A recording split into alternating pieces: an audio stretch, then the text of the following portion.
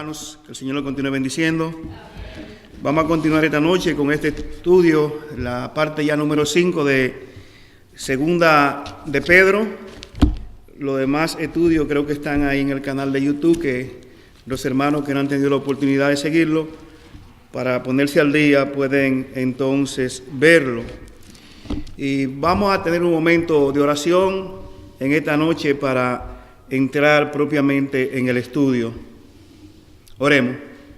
Soberano y gran Dios, Dios grande, poderoso, omnisciente, omnipotente, tuya es la gloria, la honra y el poder por los siglos de los siglos. Venimos, Señor, ante tu santa y bendita presencia, buscando, Señor, tu dirección en la exposición de tu palabra. Reconocemos, Señor, que somos siervos inútiles y que no somos, Señor, capaces de trazar tu palabra correctamente, a menos de que tu Santo Espíritu sea, oh Dios, que lo haga a través de nosotros. Padre, por eso llena a tu siervo de tu Espíritu Santo.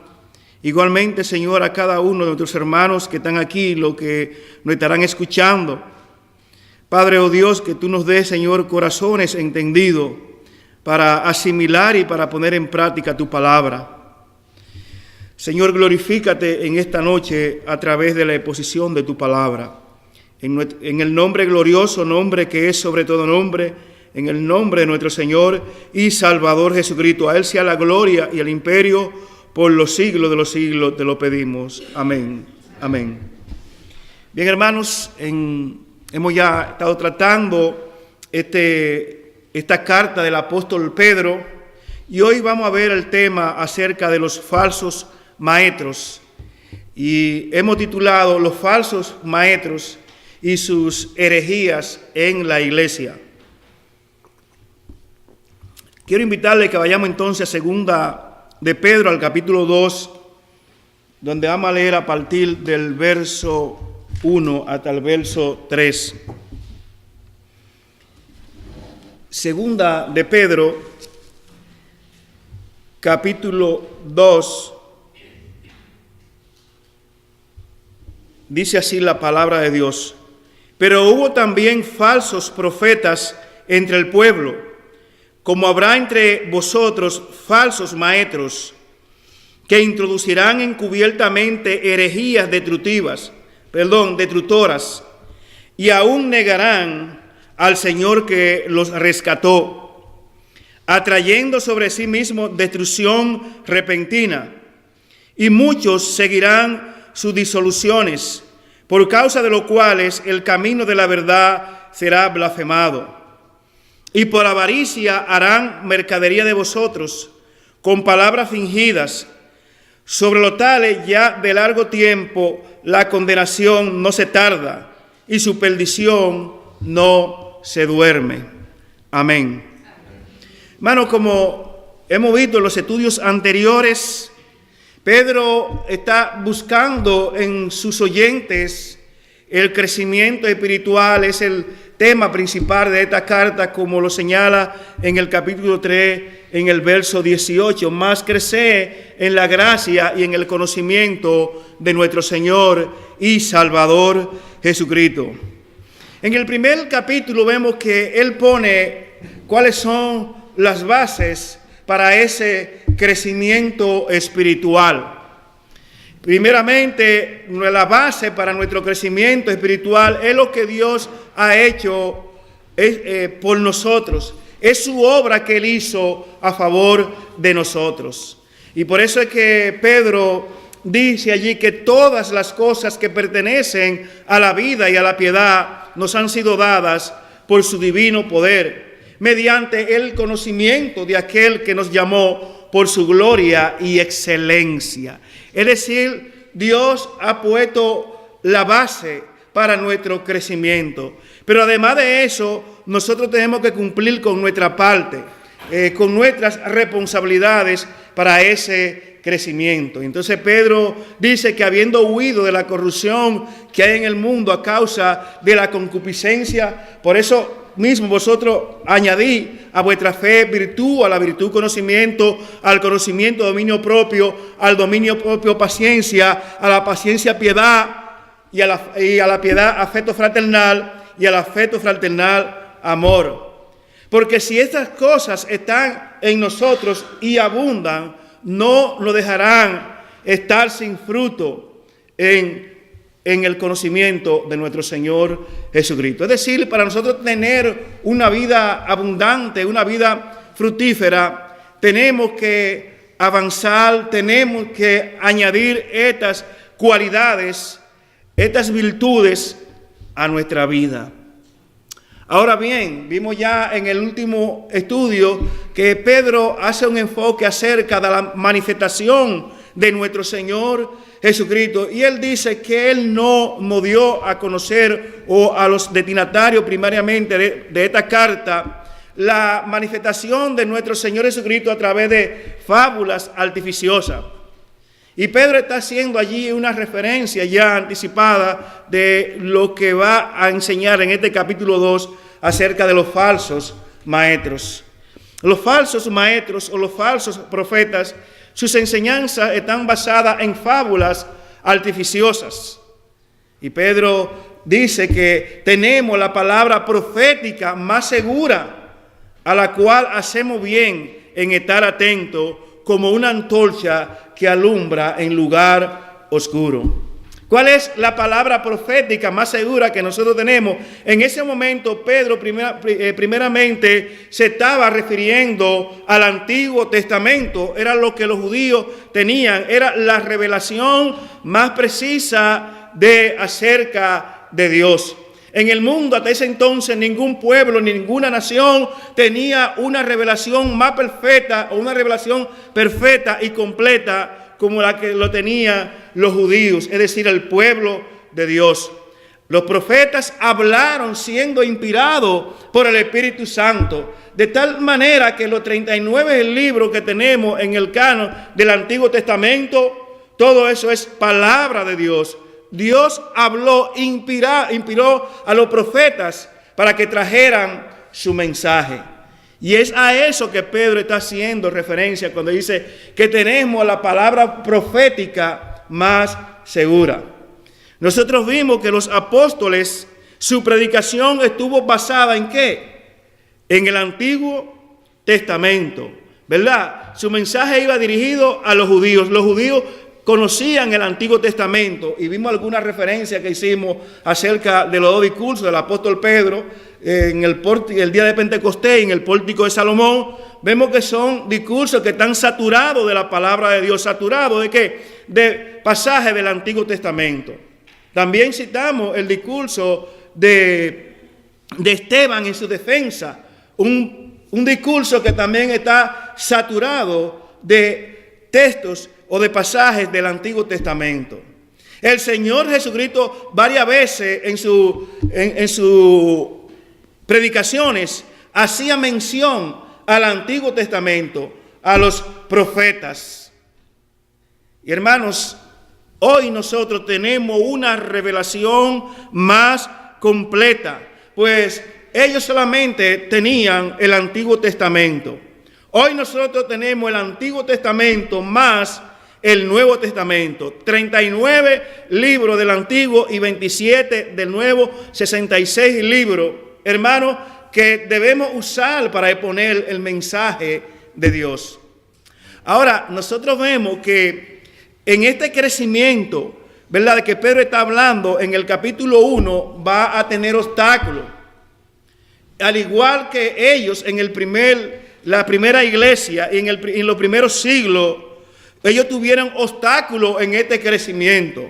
No solamente fue la persecución que se desató contra la iglesia, había un elemento todavía mucho más peligroso que las persecuciones contra los cristianos, y era la influencia de los falsos maestros en la iglesia. Y en este capítulo Pedro está tratando, este capítulo completo trata acerca de los falsos maestros. Y hoy vamos a comenzar entonces a hablar acerca de los falsos maestros. Y vamos a ver durante esta exposición de que nosotros debemos hacer una defensa acerca de la fe que una vez nos ha sido dada. Es decir, debemos defender la sana doctrina. En segundo lugar, vamos a ver que Pedro da en el versículo 1 una descripción acerca de los falsos maestros y también la actuación de ellos, cómo actuaban los falsos maestros. En tercer lugar, vamos a ver el resultado o los resultados del trabajo de los falsos maestros. Ellos tenían resultado de su trabajo, como también lo tienen los falsos maestros de hoy. Y por último, vamos a ver la motivación que tenían los falsos maestros. ¿Qué motivaba realmente a los falsos maestros al traer sus enseñanzas en la iglesia? Hermanos, vamos a entrar entonces a nuestro primer punto, la defensa que nosotros debemos hacer acerca de la fe una vez dada a los santos. Los apóstoles hicieron una defensa, defendieron esta fe. Y la defendieron a un punto tal que muchos dieron su vida en defensa, hermano, de la sana doctrina.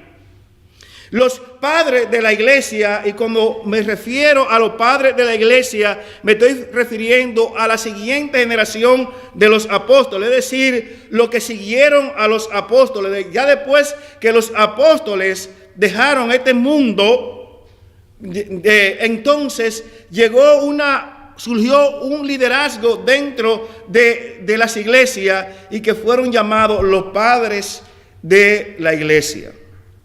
Después vemos que los precursores de la reforma también defendieron, hermanos, esta fe, como fue el caso de John Wycliffe, de John Hus o Juan Hus y otros precursores más de la reforma que con su vida defendieron esta fe, esta común salvación, esta esperanza que nosotros tenemos. Luego vemos que los reformadores de la iglesia se pararon firme y defendieron esta fe. Hermanos, y vemos otros grupos que durante la historia de la iglesia se pararon firmemente a defender esta fe, como fue el caso de los puritanos, que se enfrentaron a esa iglesia corrupta de Inglaterra, a esa iglesia anglicana, y pagaron un precio, pero defendieron la fe una vez dada a los santos. Y Judas, en el versículo 3, recuerden que Judas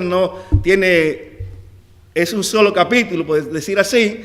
En el versículo 3 dice: amados, por la gran solicitud que tenía de escribiros acerca de nuestra común salvación, me ha sido necesario escribiros exhortándoos que contendáis ardientemente por la fe que ha sido una vez dada a los santos.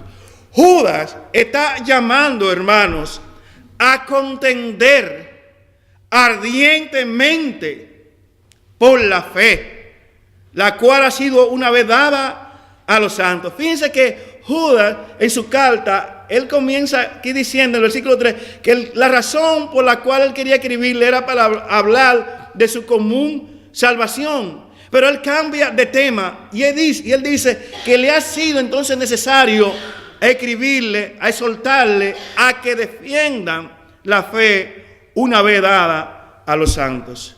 Y hermanos, nosotros también debemos estar en pie de guardia, como se diría, para defender la sana doctrina, para defender esta fe que ha costado mucho para que nosotros la tengamos hoy día y la estemos enseñando desde este púlpito. Ahora bien, Pedro también nos exhorta en ese mismo orden acerca de la defensa de esta fe en el capítulo 3, el verso 15 de Primera de Pedro. Esta vez en Primera de Pedro dice: si no, santificad a Dios el Señor en vuestros corazones y está siempre preparados, vengan bien, y está siempre preparados para presentar defensa con mansedumbre y reverencia ante todo el que os demande razón de la esperanza que hay en nosotros. Pedro dice que debemos estar preparados. Siempre debemos estar preparados. ¿Para qué? Para presentar defensa. Debemos hacerlo con mansedumbre y reverencia. Hermanos, por lo tanto, el creyente tiene necesariamente que conocer las Escrituras para poder defender esta fe. Muchos van a venir aquí a cuestionar las cosas que creemos, o en cualquier lugar donde esté. Te van a cuestionar por qué tú eres cristiano, por qué tú crees esta doctrina. Debe estar preparado. Y esto es para todos los miembros de la iglesia. Esto no es para un círculo íntimo de la iglesia. Esto no es solamente para los ancianos o para los maestros de la iglesia. Todos nosotros debemos conocer las Escrituras para defender, hermano, esta fe. Juan Calvino dijo: un perro ladra cuando su amo es atacado. Yo sería un cobarde si es atacada la verdad de Dios y permanezco en silencio. Oigan bien, un perro cuando su amo es atacado, ¿qué hace el perro? Él ladra y te va arriba. Y dice Juan Calvino: yo sería un cobarde si la verdad de Dios es atacada y yo permanezco en silencio.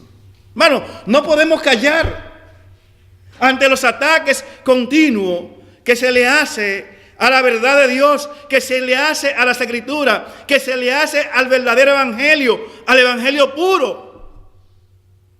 Los apóstoles no callaron, los maestros de la iglesia no callaron, los reformadores de la iglesia no callaron. Tú y yo tenemos una responsabilidad de defender la sana doctrina, de defender esta fe, y vamos a pagar un precio por eso.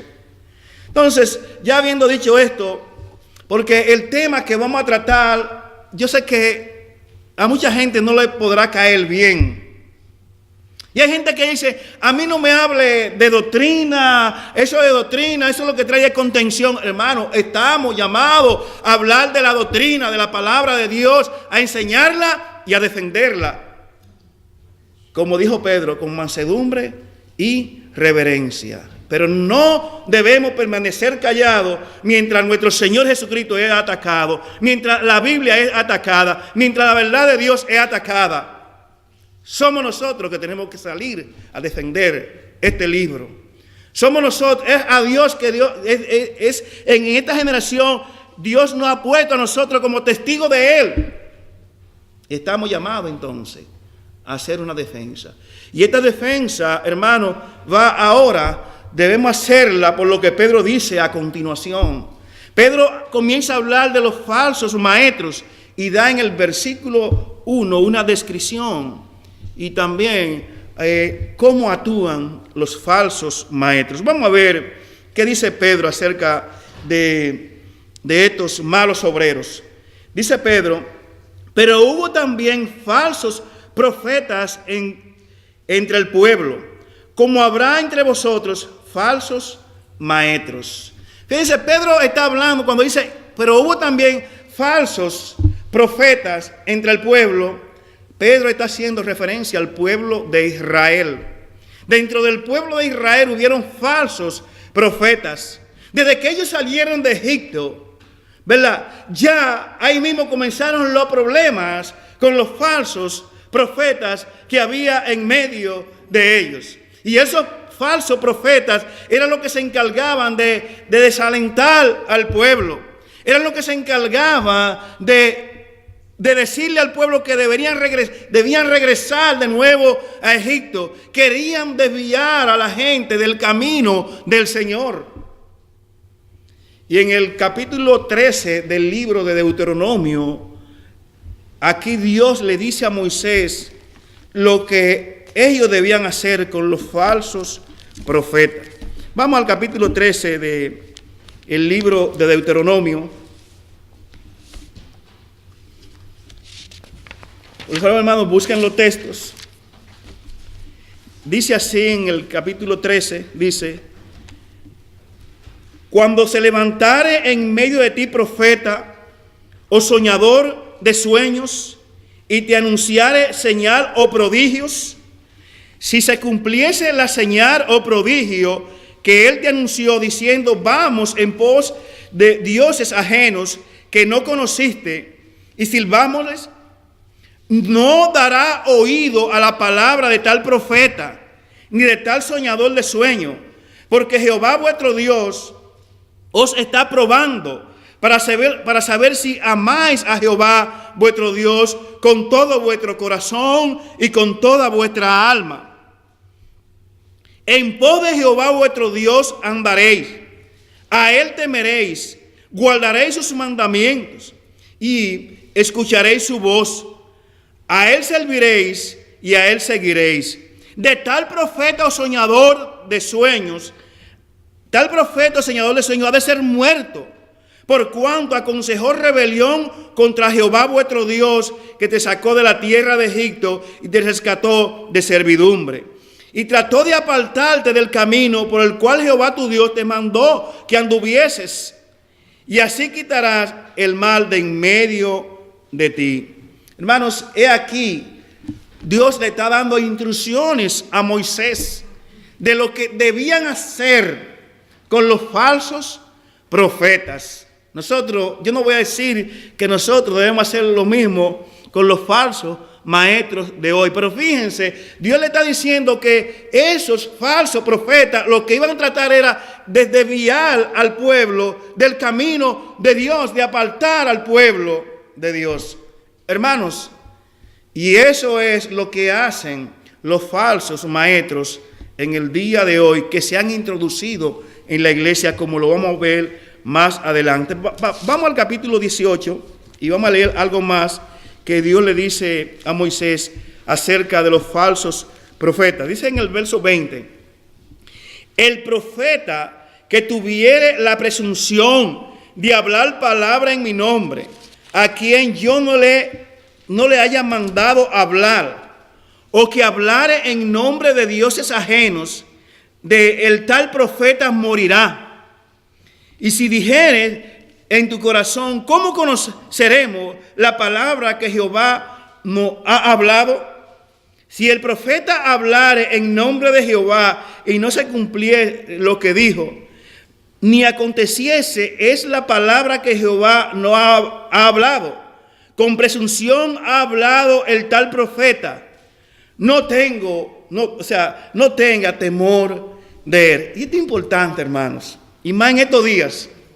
Hubieron un grupo de profetas que, con la venida del último huracán que atacó a Florida, muchos dijeron y declararon que ese huracán no iba a entrar. Y el huracán entró y vimos todos los estragos y destrucciones que provocó. Ahí están los falsos profetas. Pero esos falsos maestros son los que constantemente están declarando cosas en la iglesia. Esos falsos maestros son los que dicen: yo declaro que se va a hacer esto. Óyese. Ahora dice el Señor aquí: mira, no tenga temor de ello. ¿Por qué? Porque muchos de esos falsos maestros hasta maldicen a la gente. Si tú te vas de aquí, te vas a otra iglesia, te maldigo. Oiga, así mismo como estoy diciendo, yo le he escuchado decir eso. Ahí están los falsos maestros, los falsos profetas que Dios le está aquí advirtiendo a Moisés. Hermano, no voy a mencionar nombre. El propósito aquí no es mencionar el nombre de nadie, sino atacar ideas, falsas doctrinas que se están introduciendo o que se están siendo enseñadas en la iglesia de hoy. Ahora, vemos que Pedro comienza diciendo: hubo también falsos profetas en el pueblo, en alusión a los falsos profetas, que nosotros vemos más adelante todos los problemas que esos falsos profetas causaron en el pueblo. Nosotros vemos a Jeremías enfrentando a los falsos profetas, enfrentando a un profeta llamado Anani en el capítulo 42 del libro de Jeremías. Nosotros vemos a un falso profeta llamado Sedequías, que fue cuando Acá descendió a la guerra, y llamó a Josafat, lo estaba visitando y le dijo: acompáñame a la guerra. Y Josafat se da cuenta y dice: no, vamos a consultar a Jehová. ¿Hay algún profeta de Jehová? Y aquel hombre manda a buscar 400 profetas, entre los cuales estaba uno que se llamaba Sedequías. Pero cuando comienzan a profetizar, Josafat, que era un hombre de Dios, se da cuenta que esos eran falsos profetas y le pregunta: es que aquí no hay un profeta de Jehová. Búscame uno que verdaderamente hable por Dios. Aquí hay uno que se llama Micaías, por eso no me dice cosas agradables, siempre me profetiza mal. Bueno, y fueron a buscarlo. Efectivamente, cuando traen a Micaías, y él profetiza contra Micaías, y él profetiza cuál es el mensaje de Dios. Él primeramente le dice lo que los falsos profetas le están diciendo, pero acá sabía que ese no era el mensaje de Dios. Entonces Micaías trae el mensaje de Dios y le dice: mira, vi a Israel que huyó frente a su enemigo, todo eso. Aquel profeta Sedequías golpeó a Micaías. Pero ¿qué ocurre, hermanos? ¿Qué pasó ahí? Dios iba a juzgar a Acá. Y había puesto un mensaje en los falsos profetas. Había salido un espíritu del trono de Dios para que pusiera ese mensaje en los falsos profetas. Y es interesante lo que ocurre ahí, hermano. ¿Por qué están los falsos maestros en la iglesia? Los falsos profetas. Para las personas que desean escuchar ese mensaje. Para las personas que aman ese tipo de mensaje, que no aman el verdadero mensaje, el mensaje de la cruz. Para las personas que aman más la cosa de este mundo y vienen a la iglesia a buscar esas cosas. ¿Se dan cuenta ahora por qué entonces Dios permite los falsos maestros y los falsos profetas? Ahora, Pedro aquí está haciendo una advertencia seria a la iglesia. ¿Y por qué? Porque los falsos maestros, los falsos profetas, tienen su área de acción, ¿dónde? Dentro de la iglesia. ¿Por qué razón también? Miren, Satanás no tiene que enfocarse en la gente que está allá afuera, porque ya esos son de él. Satanás tiene un propósito y es de destruir la obra del Señor. Y por eso los falsos maestros surgen de dentro de la iglesia, porque obedecen a Satanás. Son instrumentos del diablo. Ahora, nosotros vemos que dice Pedro que así como hubo falsos profetas entre el pueblo, así también dice: habrá entre vosotros falsos maestros. Los apóstoles advirtieron acerca de esos falsos maestros dentro de la iglesia. El mismo Señor Jesucristo advirtió acerca de esos falsos maestros dentro de la iglesia. En Mateo capítulo 7, verso 15, el Señor dice: guardad de los falsos profetas que vienen a vosotros con vestido de oveja, pero por dentro son lobos rapaces. Oigan cómo el Señor lo describe a los falsos profetas. Vienen a vosotros vestidos de ovejas, pero por dentro, ¿qué son? Lobos rapaces. Y Pedro está escribiendo aquí, hermanos. Él se consideraba un anciano dentro de la iglesia. Recuerda que él está escribiendo a un grupo de iglesia allí en el Asia Menor, pero en el capítulo 5 de Primera de Pedro, él dice que él era anciano conjuntamente con los demás ancianos. Es decir, está hablando aquí como un pastor que está preocupado por cuidar el rebaño del Señor, por cuidar las ovejas del Señor, y tiene que advertirle acerca de estos lobos rapaces que entrarán al rebaño. Pero para hacerlo, tienen que hacerlo disfrazado de ovejas. Pablo, cuando llama a los ancianos allí en Mileto, a los ancianos de Éfeso, él también le hace una advertencia acerca de estos falsos profetas.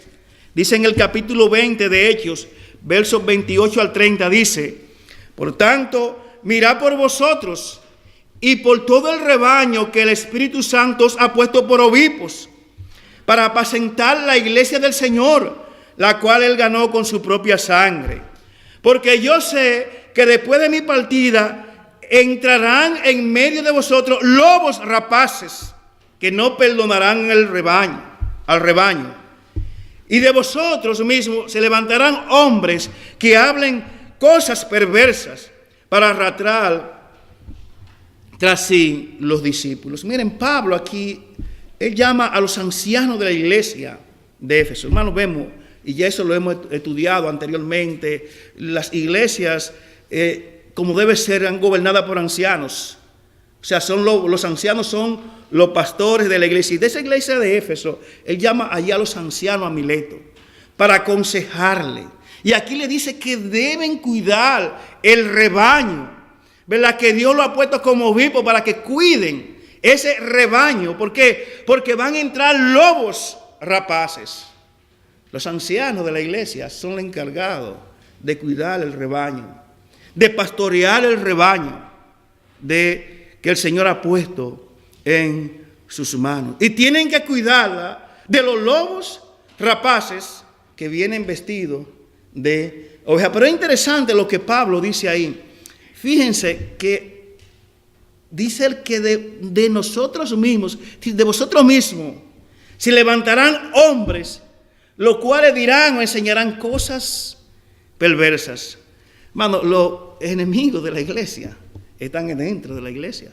Yo no le tengo mucho temor, no le tengo temor a un ateo, porque yo sé lo que es un ateo. No le tengo temor a un testigo de Jehová, porque yo sé lo que es un testigo de Jehová.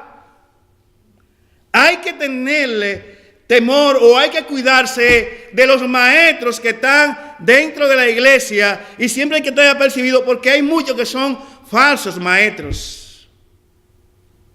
Es de ellos que tenemos que estar siempre, ver lo que están enseñando. Miren, nosotros tenemos una preocupación muy sincera, y es lo que los hermanos muchas veces están escuchando en el internet. ¿Cuántos falsos maestros no están en la televisión, están en las redes sociales? Y fácilmente, si usted no está bien fundado, bien fundamentado, puede ser arrastrado por sus enseñanzas. Hay que tener cuidado con lo que escuchamos. Y vamos a ver más adelante, porque ahora Pablo, por ejemplo, a los Gálatas le dice, y ya aquí está haciendo referencia a los maestros judaizantes que habían entrado a la iglesia y estaban pervirtiendo el evangelio. Pablo dice en el capítulo 1, verso 8 al 9, dice: mas si aún nosotros o un ángel del cielo os anunciare otro evangelio diferente al que hoy hemos anunciado, sea anatema. Como antes hemos dicho, también ahora lo repito: si alguno le predica diferente evangelio del que hemos predicado, o sea, del que el apóstol Pablo ha predicado, esa persona es un anatema. Los falsos maestros están bajo maldición, hermanos. Pablo dice: si alguien predica un evangelio diferente, sea anatema, aún venga un ángel del cielo. ¿Y qué es lo que nosotros escuchamos allá afuera que se está predicando? Un evangelio diferente. No se está predicando el evangelio de la cruz de Cristo. El evangelio de la cruz de Cristo ha sido sustituido por muchos púlpitos por el evangelio de la prosperidad. Es un evangelio diferente. Y los que lo predican están bajo maldición, por lo que Pablo dice aquí a los Gálatas en el capítulo 1, el verso 8 y el 10. Ahora, ¿cómo actúan los falsos maestros?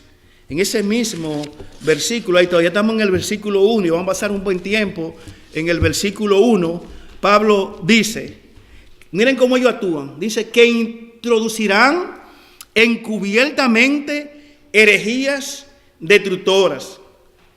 Ellos actúan ¿Cómo? Encubiertamente.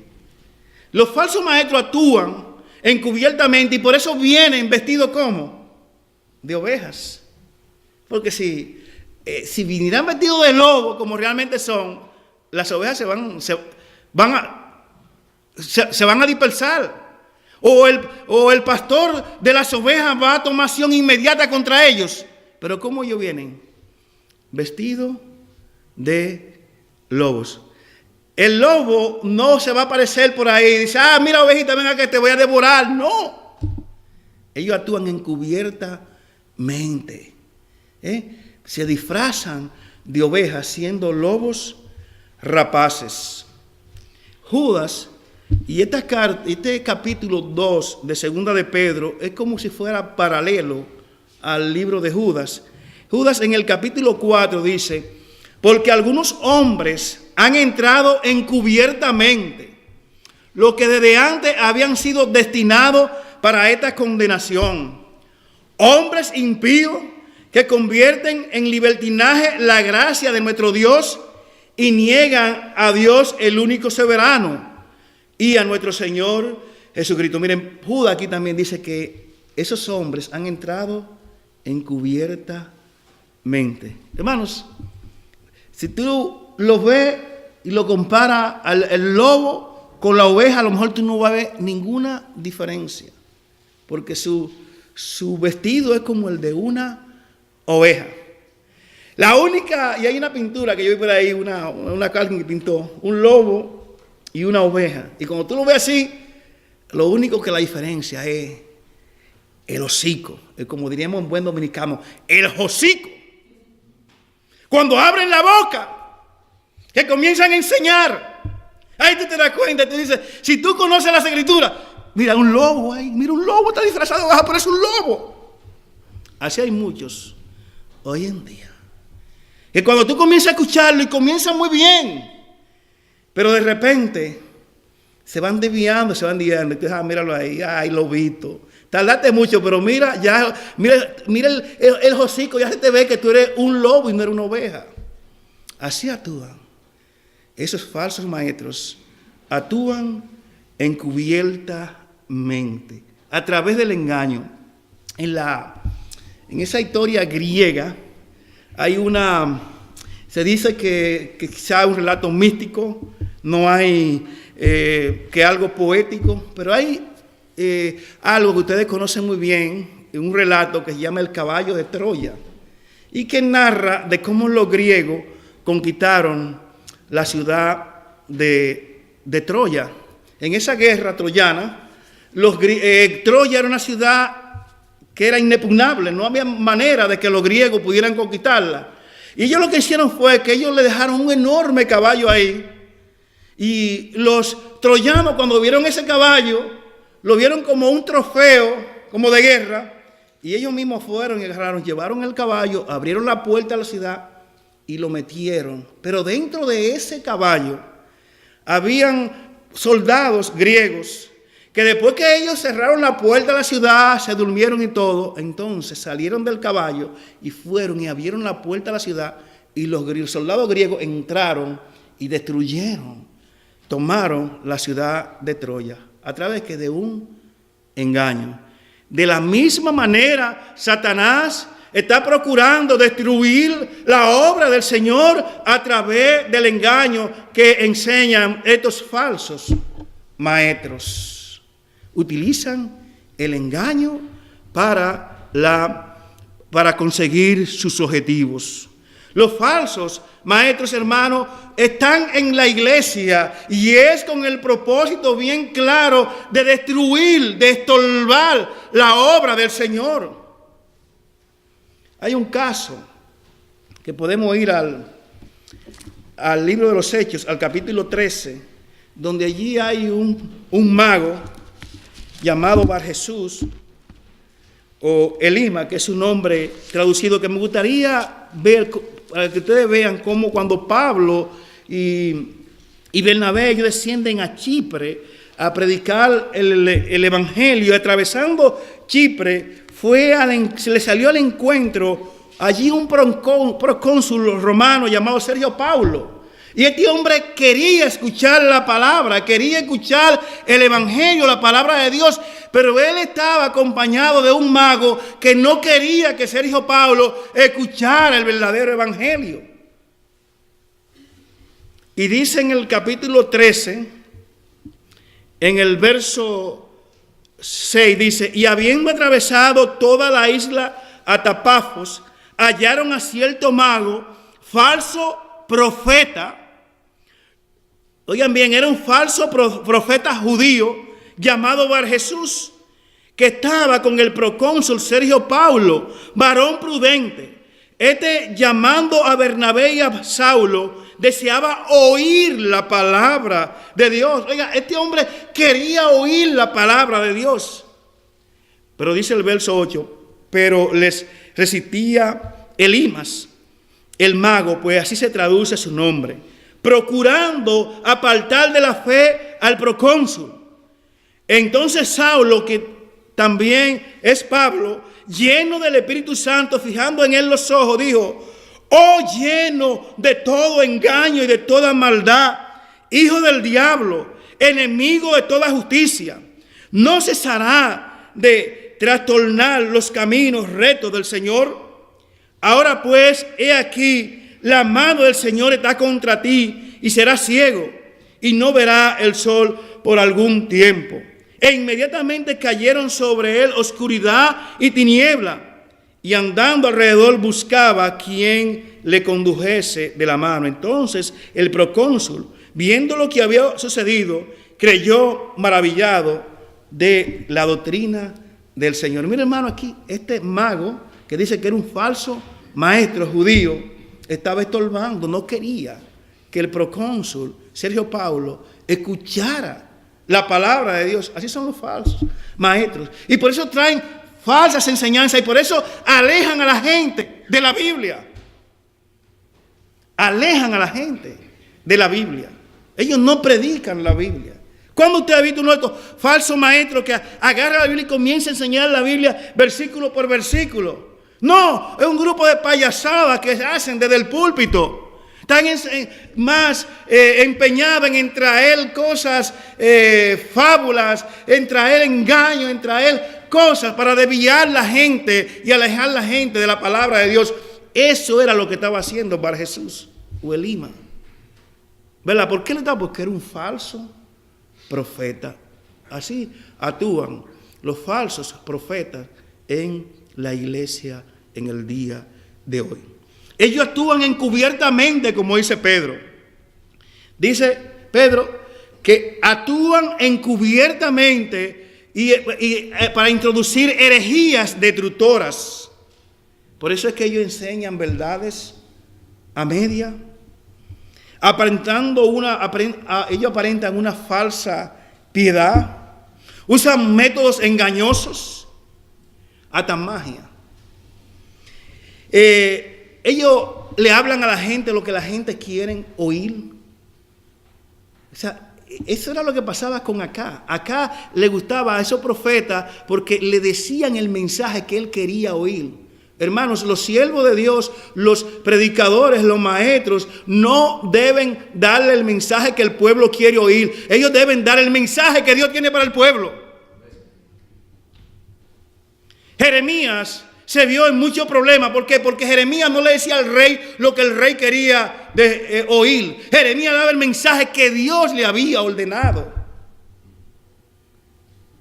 Hermanos, y nosotros, los siervos fieles del Señor, no pueden traer un mensaje complaciente a la iglesia. Los siervos del Señor no deben traer un mensaje para que la gente allá abajo esté riéndose a carcajada.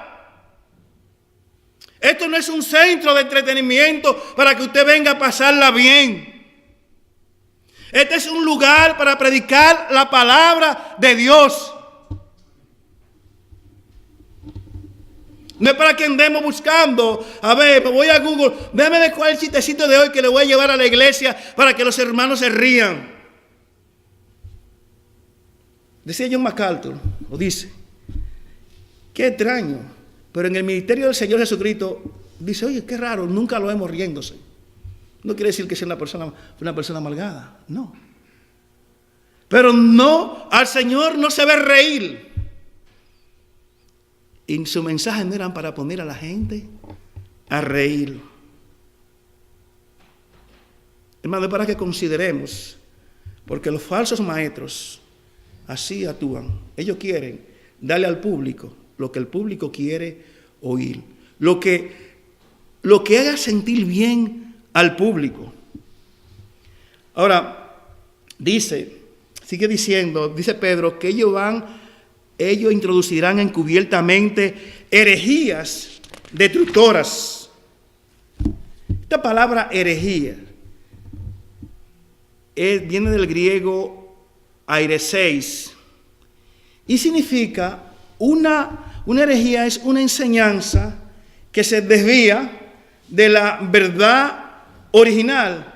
O sea, es como tomar, y la palabra en verdad significa eso, como tomar una parte. Es lo que la palabra significa técnicamente hablando, como tomar una parte. Ese es el problema que tenemos con los falsos maestros. Ellos toman una parte de las escrituras, lo que les conviene. No enseñan todo el consejo de Dios. Y hermanos, esto fue un problema desde el principio de la iglesia. Las herejías que introdujeron o estaban introduciendo los falsos maestros dentro de la iglesia. Ya los mismos apóstoles tuvieron que comenzar a enfrentar estas herejías. Hemos oído hablar, una ocasión hablé de lo que era la herejía colosense, de las herejías que se estaban introduciendo en la iglesia de Colosas. Esto fue lo que motivó a Epafras, que se cree que fue el fundador de esta iglesia de Colosas, y además de la iglesia de Hierápolis y la iglesia de la Odisea, a recorrer una gran distancia para ir a Roma a ver a Pablo, donde Pablo estaba prisionero, para que Pablo lo ayudara con las herejías que se estaban introduciendo en la iglesia de Colosas. ¿Y en qué consistía mayormente las herejías en la iglesia de Colosas? Bueno, allí había una corriente que no era tan fuerte en el primer siglo, pero ya en los siglos siguientes se hizo muy fuerte, que era el gnosticismo. Y esta corriente gnóstica estaba enseñando de que se debería adorar a los ángeles.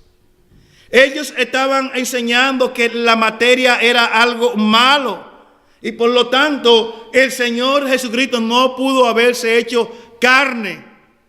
Los colosenses también en la iglesia de Colosas también se estaba de nuevo tratando de llevar a la iglesia al legalismo. Bueno, allí había lo que es un sincretismo religioso. ¿Qué es lo que es un sincretismo? Es una mezcla de muchas cosas, ¿verdad? Bien claro, bien estructurada, pero allí había una mezcla como de religiones. Las herejías en la iglesia de Colosas, había mezcla de la adoración a los ángeles, de la ley, había mezcla del dualismo persa, de la filosofía griega, platónica. De todas estas cosas había una mezcla y se había hecho como una religión. Y Pablo tiene que enfrentar eso. Pero también el apóstol Juan tiene que enfrentar estas herejías que están metiendo en la iglesia, y propiamente es una herejía que estaban enseñando un grupo llamado los docetitas, que era un grupo también, se cree que era una secta gnóstica. ¿Qué estaban enseñando los gnósticos? Y que Juan tiene que enfrentar. Ellos negaban que el Señor Jesucristo había venido en carne. Y esto era algo serio. Ellos rechazaban de que el Señor se hizo carne, de que el Verbo se hizo carne. Hermano, y esto era un ataque destructivo. Esto es una herejía destructiva para la iglesia. Miren algo, casi todas las herejías que nosotros encontramos tienen que ver con un ataque al Señor Jesucristo, a su deidad, a su encarnación, a su resurrección. ¿Y por qué el Señor? Porque que, hermano, si sacan al Señor del juego de nuestra fe, ¿qué nos queda? No nos queda nada. Y por eso los herejes, los falsos maestros, dirigen sus cañones contra la deidad y también contra la encarnación y la resurrección de nuestro Señor Jesucristo. Vamos a ver primeramente esto de esta secta de los docetistas. Ellos enseñaron de que siendo la materia mala, ¿verdad? El Señor, Dios no podía hacerse carne porque Dios es espíritu. Entonces ellos hacían una división, materia mala, espíritu bueno. No era posible, enseñaban los docetistas, de que el Señor se hiciera carne. Entonces decían acerca del Señor Jesucristo que era algo como que se veía, pero que no era, algo dócil, que la divinidad nunca hizo como comunión, se unió a lo que es lo material. Y Juan tiene que enfrentar esa doctrina. Usted pregunta, hermano, mire, el Evangelio de Juan y las 3 primeras cartas de Juan, primera de Juan, segunda de Juan y tercera de Juan, van más bien orientadas a defender la deidad de nuestro Señor Jesucristo. ¿Y cómo Juan responde a esta herejía, a esta falsa enseñanza de los docetistas? Vamos a primera de Juan, al capítulo 4.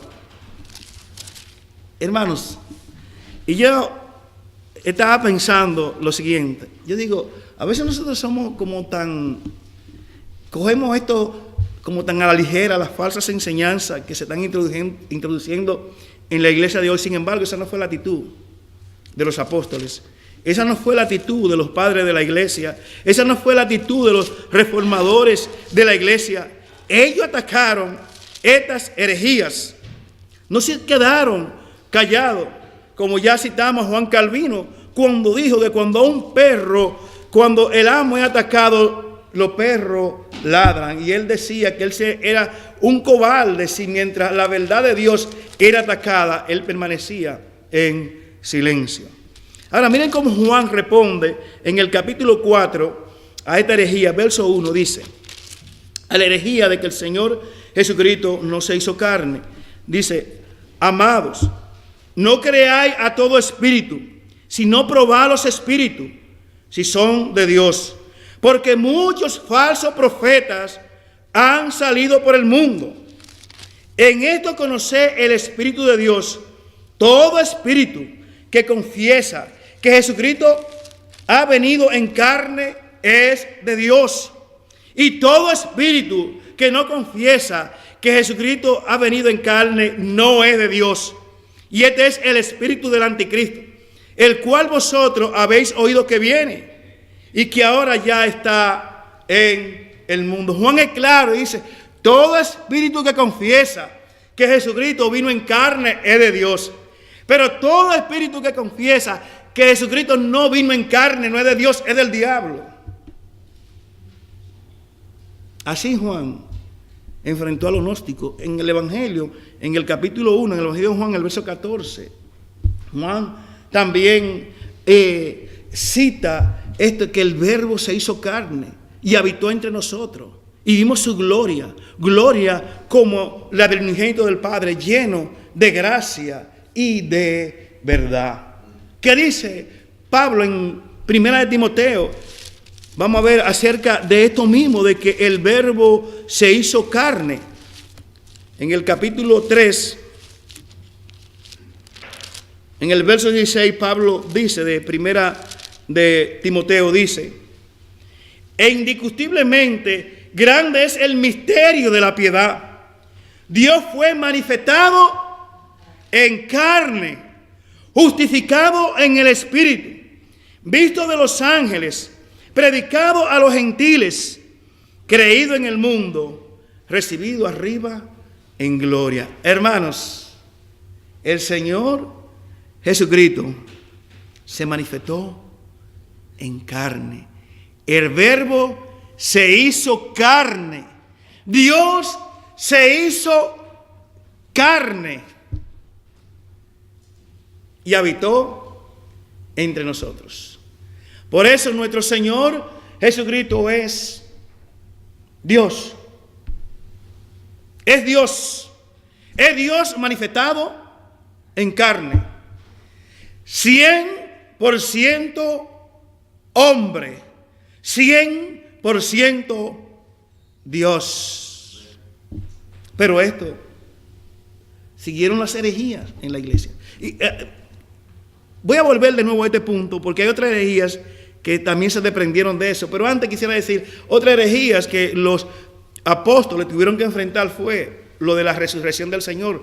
La resurrección corporal del Señor. Aparecieron falsos maestros que estaban enseñando que lo de la resurrección del Señor fue una resurrección espiritual que no fue corporal.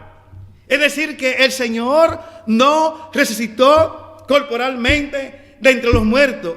Eso ya estaban enseñando algunos falsos maestros dentro de la iglesia. Primera de Corintios, capítulo 15, es un capítulo entero que Pablo dedica a la resurrección del Señor. Y dice Pablo allí que si el Señor no hubiese resucitado, entonces nuestra fe sería vana.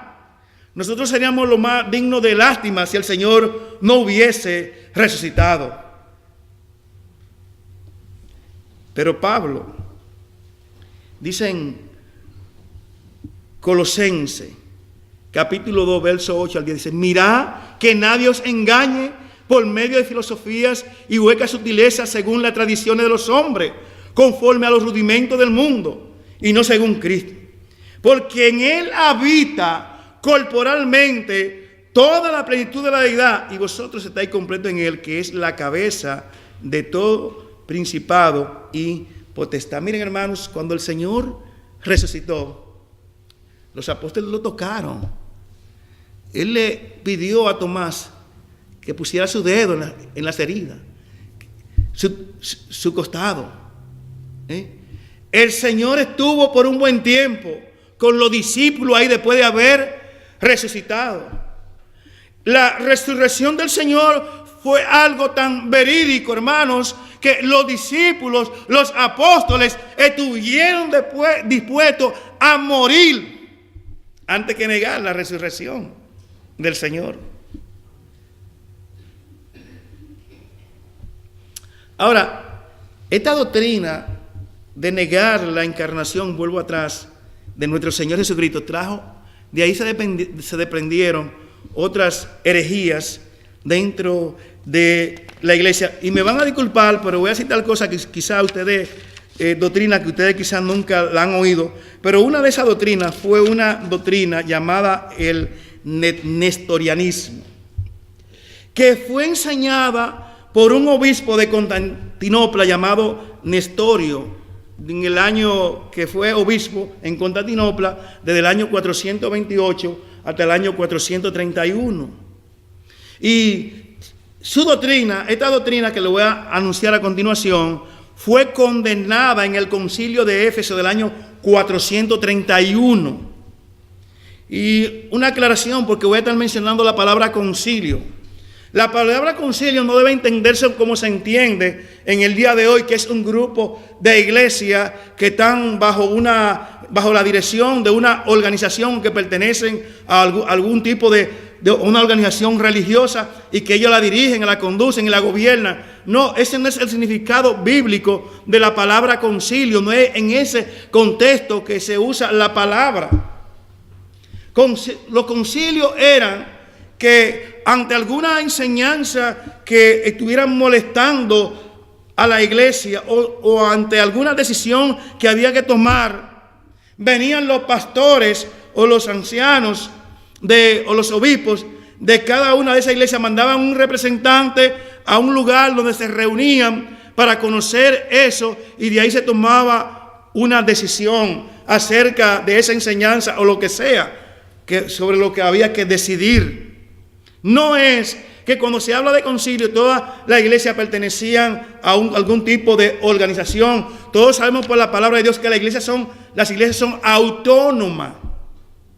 Autónomas. Es decir, una iglesia no puede estar metiéndose en los asuntos de otra iglesia, tratando de dominarla o gobernarla.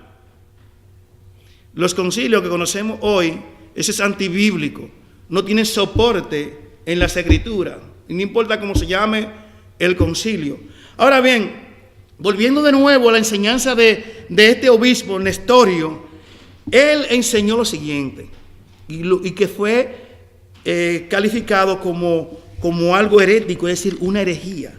Él decía que en el Señor Jesucristo habían dos personas, no una persona, sino Nestorio enseñaba que el Señor Jesucristo eran dos personas y por lo tanto dos naturalezas, es decir, cada persona con su naturaleza.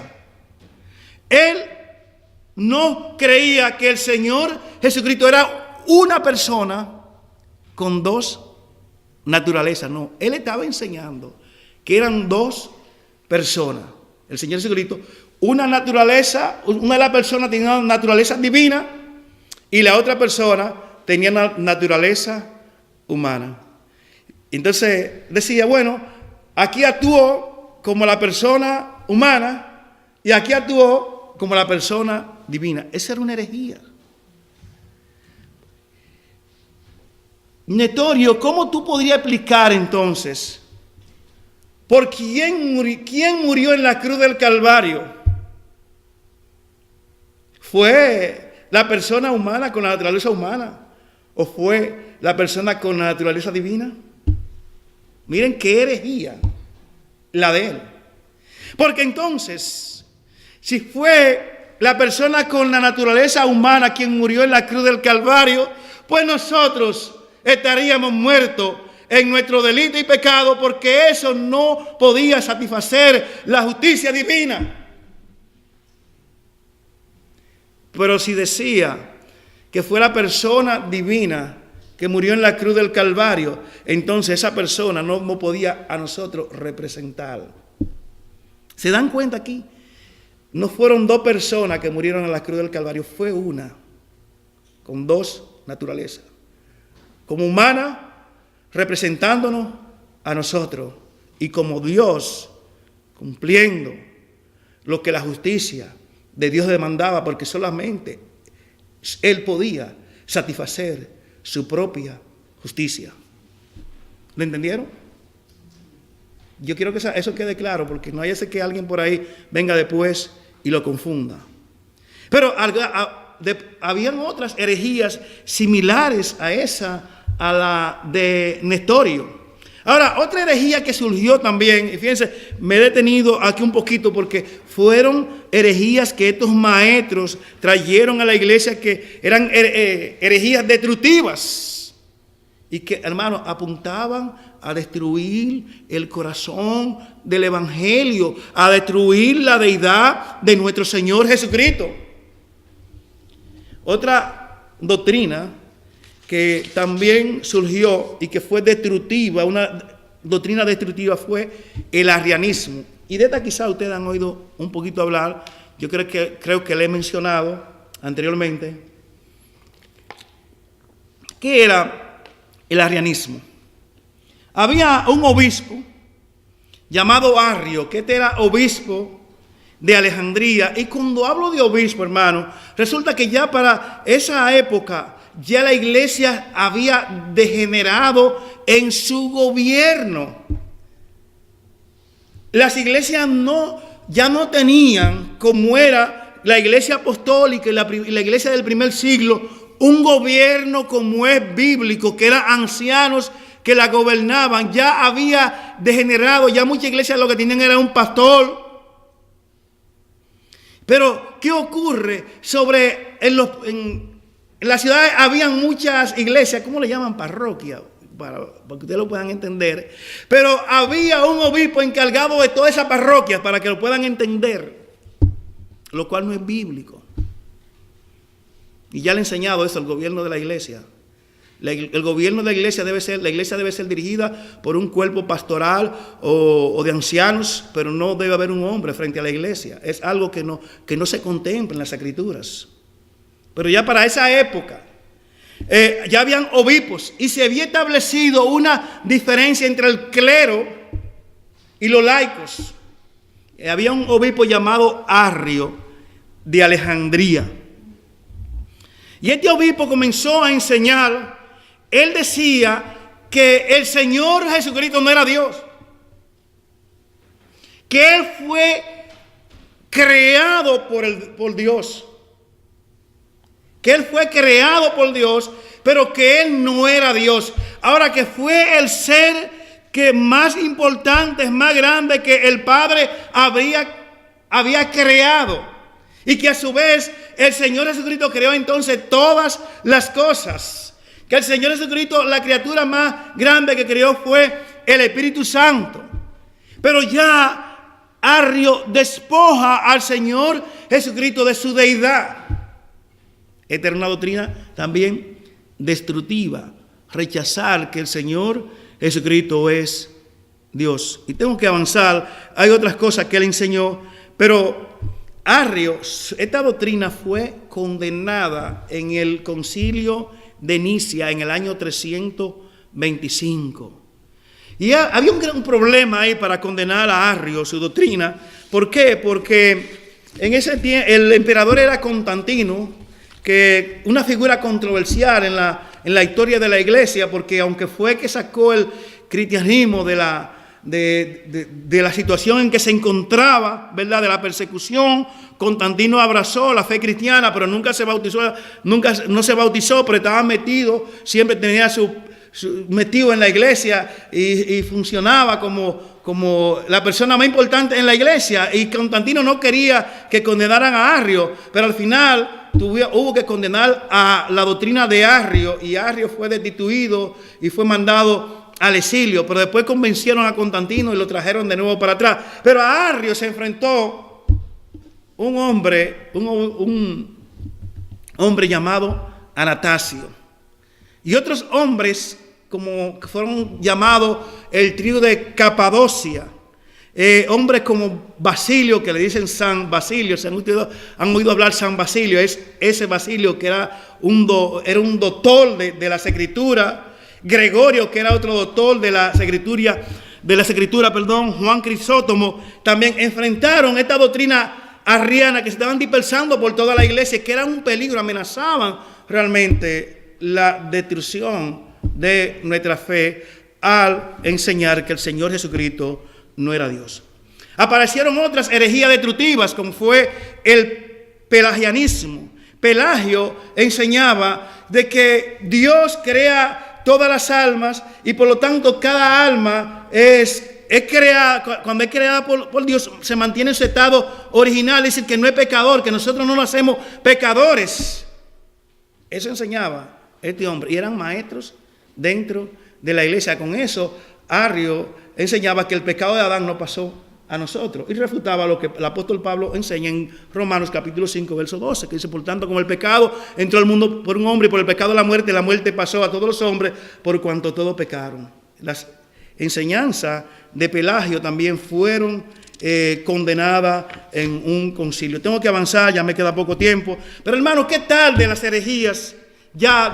Estas son herejías que estamos hablando, que fueron combatidas, pero después dentro del mismo seno de la iglesia surgieron también ya herejías, y que venían ya, vamos a decir, que se propagaron por toda la iglesia y que fueron sustentadas. Y estamos hablando de esa época oscura del papado, ¿Cuántas herejías surgieron en esa época oscura de la iglesia? Herejía como la adoración a la Virgen María, herejía como la ascensión de la Virgen María, el purgatorio. Todas son herejías que surgieron en esa época. la adoración a las reliquias. ¿Saben lo que son las reliquias? Los huesos de los santos, cosas que los santos tocaron. Por ejemplo, llevaron a Roma una supuesta escalera por la cual fue que el Señor Jesucristo subió a donde estaba Pilato, y eso lo adoraban. Cuánta herejía, las indulgencias, la misa por los muertos, todo eso fueron herejías también que se infiltraron en la iglesia. ¿Y qué acerca de la iglesia de hoy, hermanos? ¿Hay herejía en la iglesia evangélica de hoy? ¿Qué ustedes creen? ¿Hay? La hay, hermano, al por mayor y al detalle, como usted la quiera.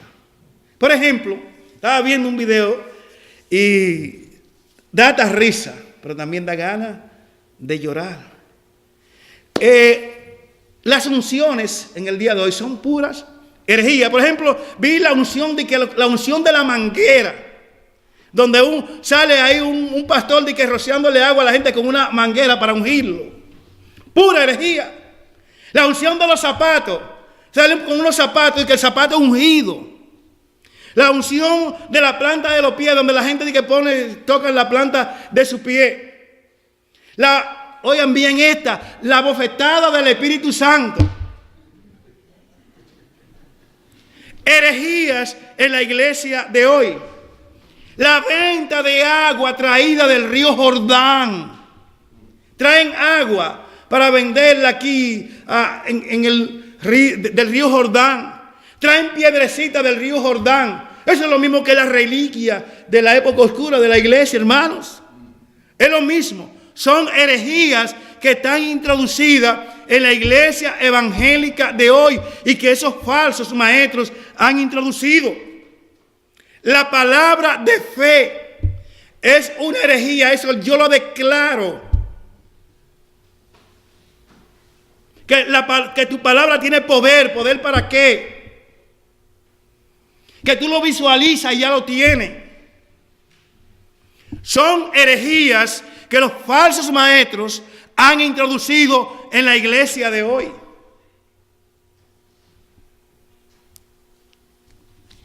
Ahora dice Pedro que estos maestros, ellos dice, y aún, oigan lo que van a hacer estos maestros, y aún negarán al Señor que los rescató, atrayendo sobre sí mismos destrucción repentina. Miren, y hay un peligro que hay con los falsos maestros. Decía John Nelson Darby, que fue uno que dio prácticamente origen al movimiento de los hermanos. Él decía, el diablo nunca es más satánico como cuando lleva una Biblia. Oigan bien, hermanos, porque es que confunde. ¿Usted sabía que el diablo sabe usar la Biblia? Estos falsos maestros suben al púlpito con su Biblia, pero son puro diablo. Y esos son peligrosos. Por cierto, mencioné el arrianismo. Ustedes saben que el arrianismo, esa herejía, ya para el año 650 ya no existía en la iglesia, pero fue resucitada de nuevo. ¿Ustedes saben quiénes la resucitaron? Los testigos de Jehová. Ellos son los arrianos de hoy, son los ruselitas. No debemos darle la bienvenida a ellos. Ellos niegan abiertamente la deidad del Señor Jesucristo.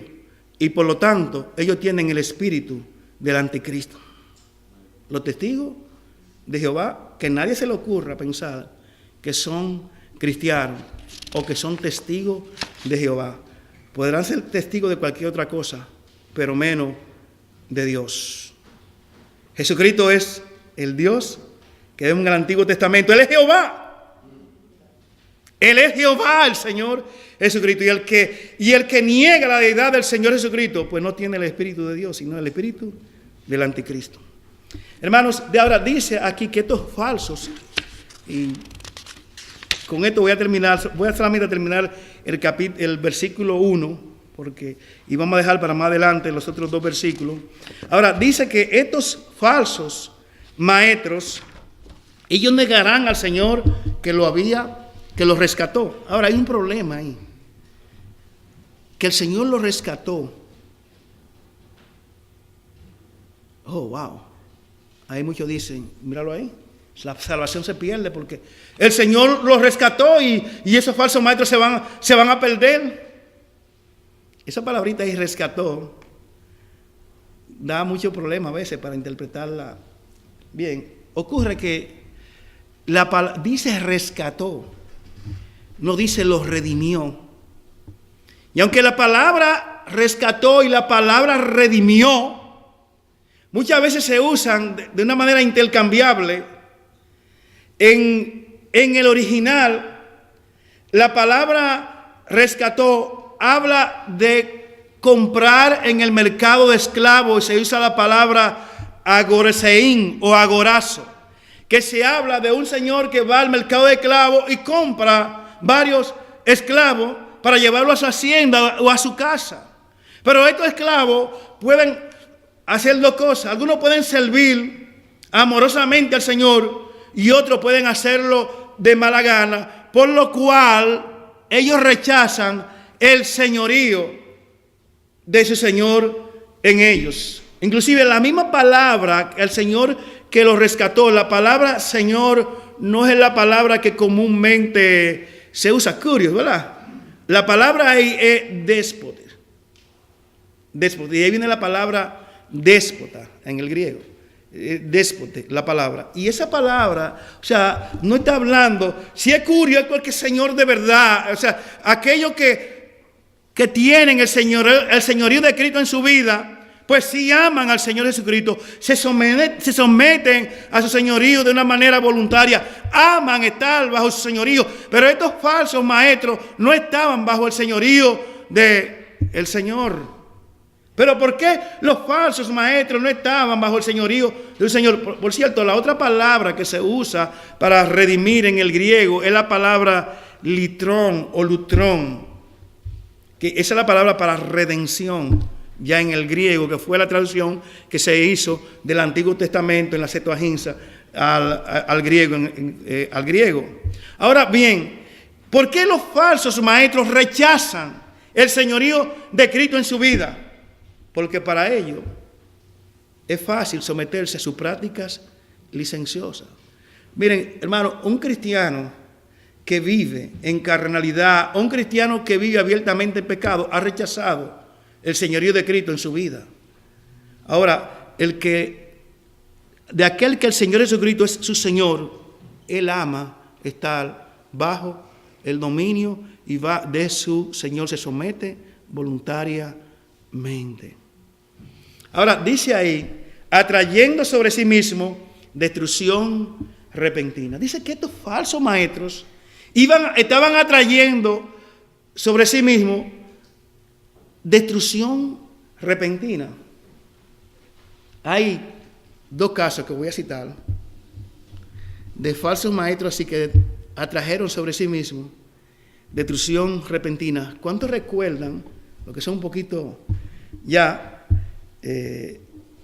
recuerdan el caso de David Corés en Waco, Texas? El jefe de la secta, los davidianos. ¿Alguien recuerda ese caso? Yo recuerdo que esto pasó el 28 de febrero del año 1993. Este hombre era un falso maestro y que había salido, esta secta de los davidianos salió de la iglesia adventista del séptimo día.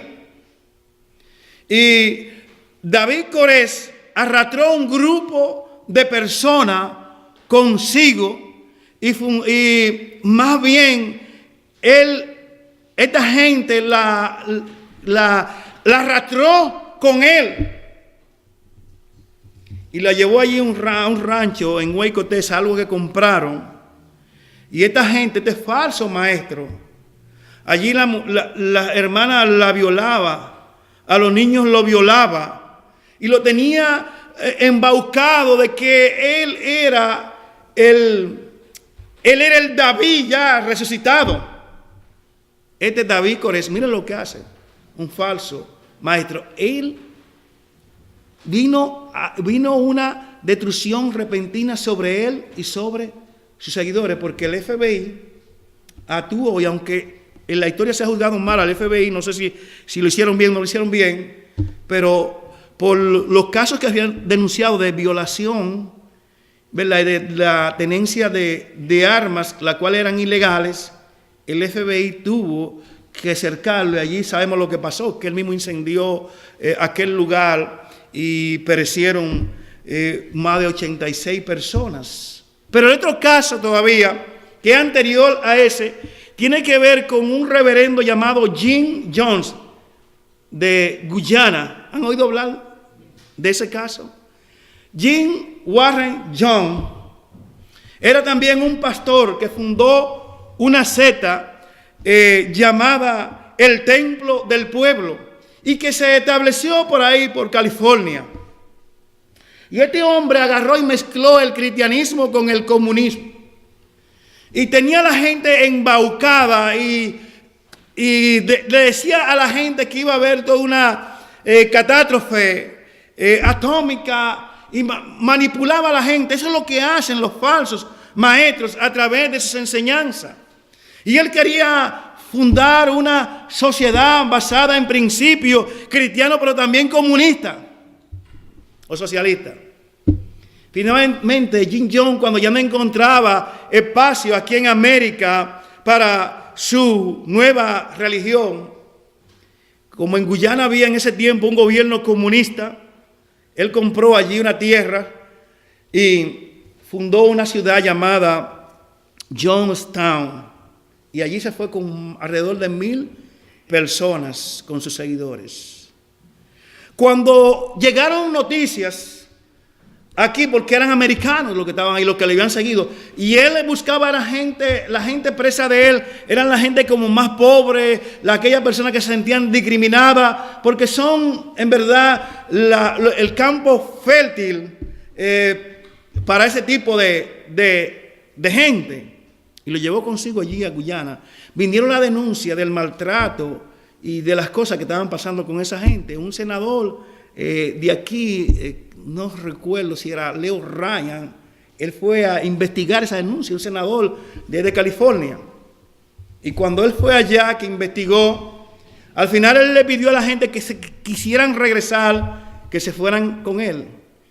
Pero ya Jim Jones no encontraba ya más espacio para lo que estaba haciendo, el maltrato. Y alguna gente se ofrecieron a irse con él, pero eran enviados de él mismo. Y cuando llegaron al lugar, lo iban a tomar el avión, aquella gente abrieron fuego y mataron al senador y a los periodistas que andaban con él.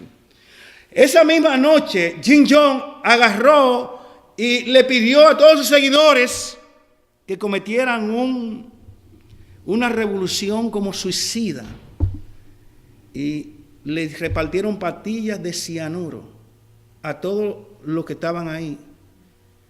Todos, más de 913 personas, mujeres, niños y hombres, se envenenaron. Bueno, a los niños lo envenenaron. Fíjense lo que puede hacer un falso maestro. ¿Y esos falsos maestros de dónde salen? De aquí mismo, ¿no? De la iglesia.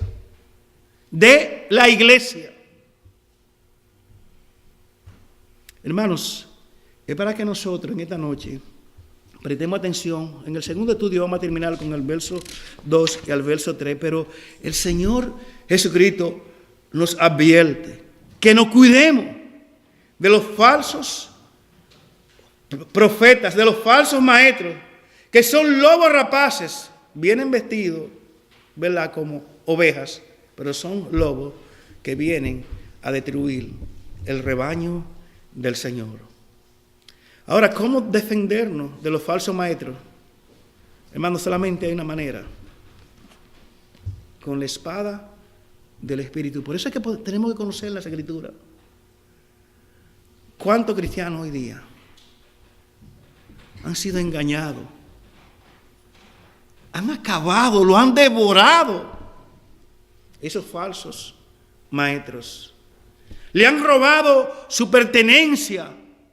Lo han dejado en ruina económicamente hablando y emocionalmente hablando. En el próximo estudio, entonces vamos a ver, entre otras cosas, la avaricia de los falsos maestros, ¿verdad?, o sea, la motivación que tienen los falsos maestros, que a ellos lo que los motiva es la avaricia. Entonces vamos a hablar ahí más detalladamente y vamos a entrar, ya yo hablé de eso, pero el pecado de la simonía en la iglesia de hoy, que es el pecado preferido de los falsos maestros, de aquellos que todo el tiempo el tema de ellos es el dinero, y pueden comenzar una predicación y de repente saltan con el diezmo. Le he escuchado, digo, ¿y qué le pasó? Pero estaba hablando de esto y de repente salió con el diezmo. Uno de ellos que anda por ahí, que dijo, y pueden buscarlo, ¿saben cuál fue el pecado de Adán y Eva? Dice él, que no dieron el diezmo. Y está ahí en YouTube. Hermanos, vamos a dejarlo hasta aquí.